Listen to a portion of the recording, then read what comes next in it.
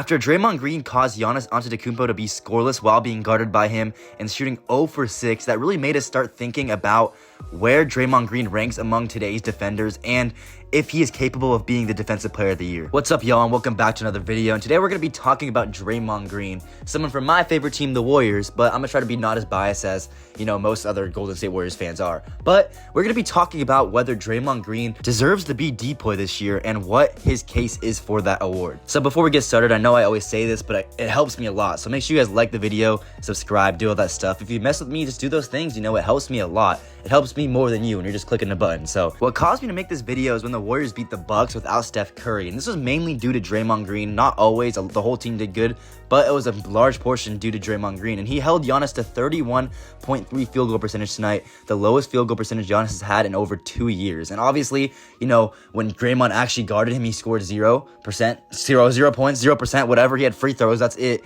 But, if you're watching the game, Draymond had a great job on him. He was getting steals off of him too, one-on-one. He was clamping him up. He had a great performance, and it just makes me think, does Draymond Green actually have a chance to win DPOY this year with Wemby gone? And I saw a tweet from Stat Mamba saying Draymond Green is holding All-Stars opponents to 42% field goal percentage and 26% three-point percentage, and he has plus 900 on his odds to win DPOY. So seeing that stat just makes me think it's not just that one game.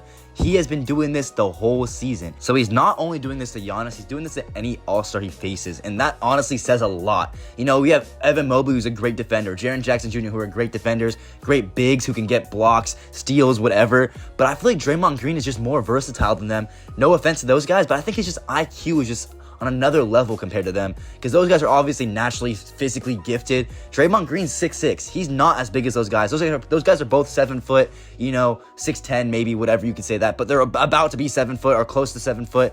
Draymond Green's not that. He has to use his brain more. He has to, get in the passing lanes. He has to poke his hand in certain places so he can get steals. Like, Draymond Green is way more versatile, and the fact that he's doing this against other guys who are mainly taller than him, because Draymond Green most of the time is guarding players who are taller than him, is saying a lot, the fact that he's doing that. And I'm not going to sit up here and say that Draymond Green deserves to be the DPOY, but I need to say he deserves to be in the conversation, right? He deserves to be up there. He can't just be, someone who you disregard, because he is putting on a masterclass, especially since Jimmy Butler's been there. He has been going nuts. And speaking of Jimmy Butler, I saw something that said no duo in the NBA between him and Draymond have had a better defensive rating during that period since the All-Star break, and the Warriors as a whole had the second best defense since then as well. So that's also saying something. Jimmy Butler has definitely elevated Draymond Green to the next level, because, it gets pressure off of Draymond Green, because Draymond Green's always been the best defender, but Jimmy Butler is also a very good, very high IQ defender. So them together is just an unstoppable force, in my opinion, and that's very underrated in my opinion,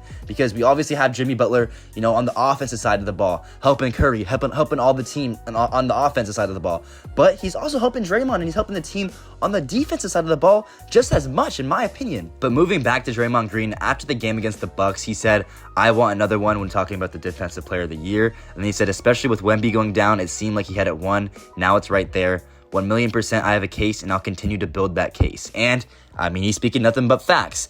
Obviously, we don't know for sure if he deserves to be the DPOY, because, it's a subjective kind of award. People vote on it, but he definitely needs to be up there. He definitely has a case, right? He definitely should be the top 3 or top 5 at least when it comes to deciding who the DPOY is. And Draymond's been going nuts for his standards in March, as he's averaging 10.5 points per game, 7.3 rebounds per game, 6.3 assists per game, 3.0 steals plus blocks, so that's stocks, and then the team's 8-2. But he's second in the NBA in that time span in steals and blocks, and obviously number 1 is Dyson Daniels, because he's been historic, he's been going crazy, but Dyson's also been getting a lot of steals, and it's easier for someone of Dyson's speed and athleticism to get steals than Draymond Green. But the fact that Draymond Green's doing that, just because his IQ is so high, is saying something, right? And normally Draymond Green doesn't get a lot of steals and blocks. He definitely gets some because he's had, triple doubles with them before.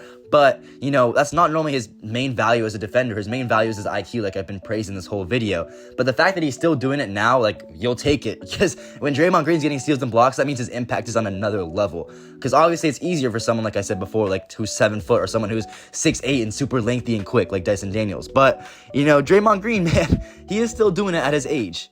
and that's impressive. And looking at the top guys in plus minus since the trade deadline, Draymond is number 2 just behind Naz Reid. And I'm gonna be real, I think Naz Reid dropped because this was taken before the Pelicans game and the Timberwolves lost the Pelicans, which is actually insane to me.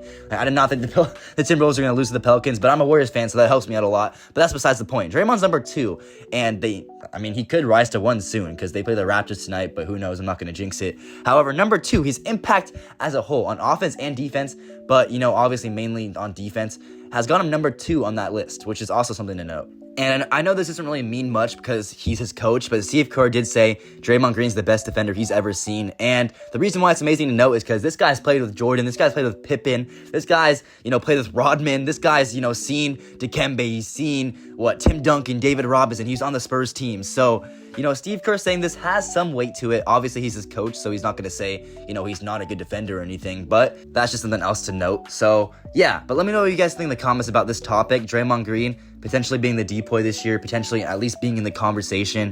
What are your thoughts on that? Obviously, I know some of you guys do not like Draymond Green, and I understand it. If he's not on your team, you're not going to like him. I mean, he's on my team, so I like him, but if he was on another team, I probably wouldn't like him either. However, let me know y'all's thoughts on this. Like the video, do all that stuff, subscribe like I said before, it helps me a lot, and we out, man.